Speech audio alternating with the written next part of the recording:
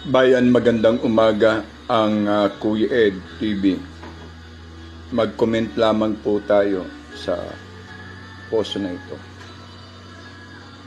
Terminate all EDCA site, mga Mercano layas.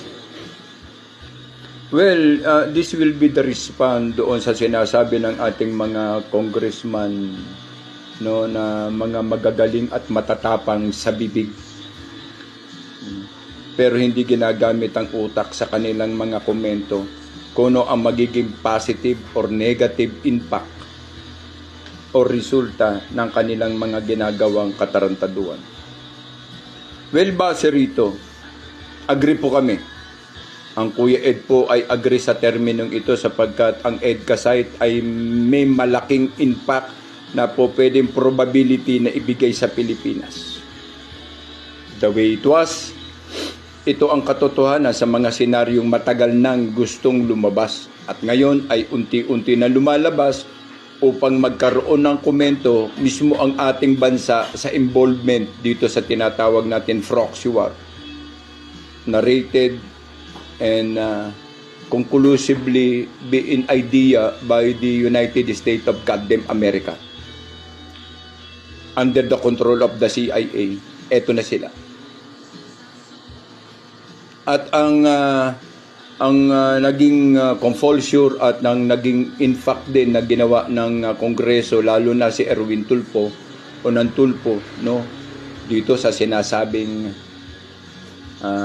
shut the fuck up, no, na kung ayaw sumunod sa panuntunan ng batas ng Pilipinas ay magsipag-alis sila. And although it is clearly and a doubt, no, na ganito ang mga binoto, na ako hindi naman ako bumoto kay Tulfo eh.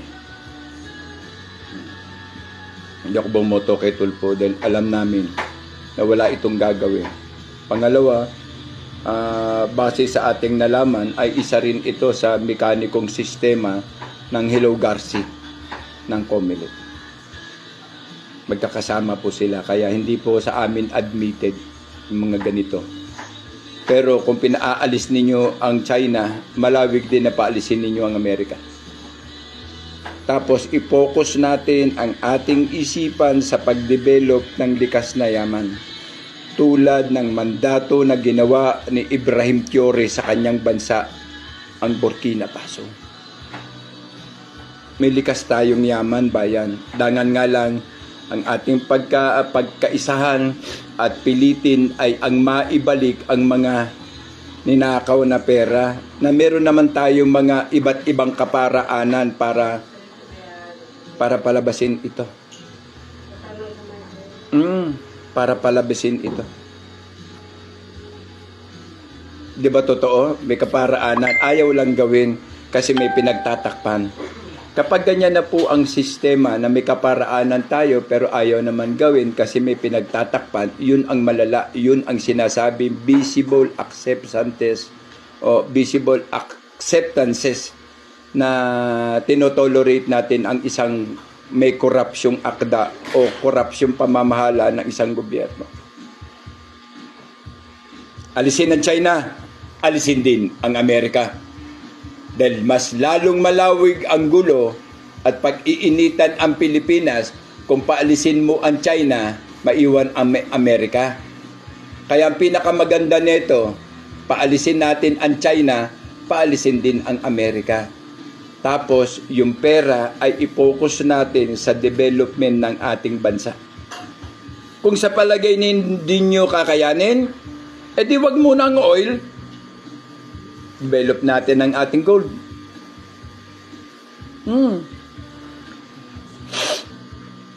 Kunin, develop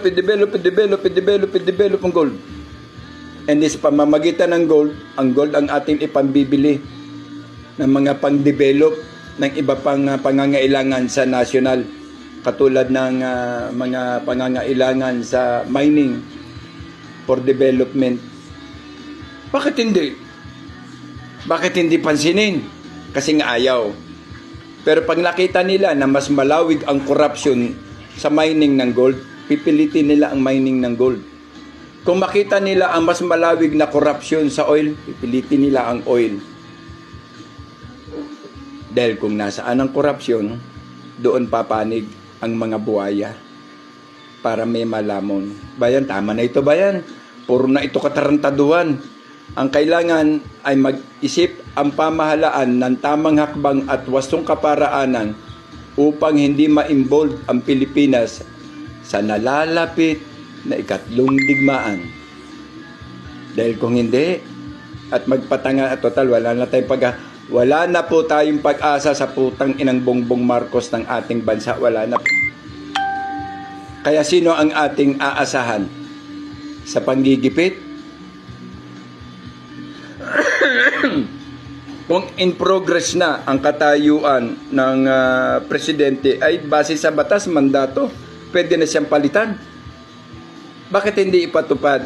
Kasi nga, pati ang batas, may korupsyon. Tama?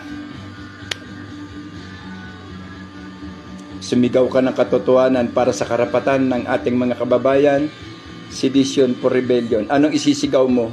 Mabuhay ang mga korap, mabuhay ang magnanakaw, mabuhay ang adik na pangulo, mabuhay, mabuhay. Isa pang ang video. Di ba? Putang inang gobyerno na to at mga namumuno. Wala tayong pag-asa, bayan. Walang pag-asa. Kailan pa? Last draw, last card. Draw it now, sir.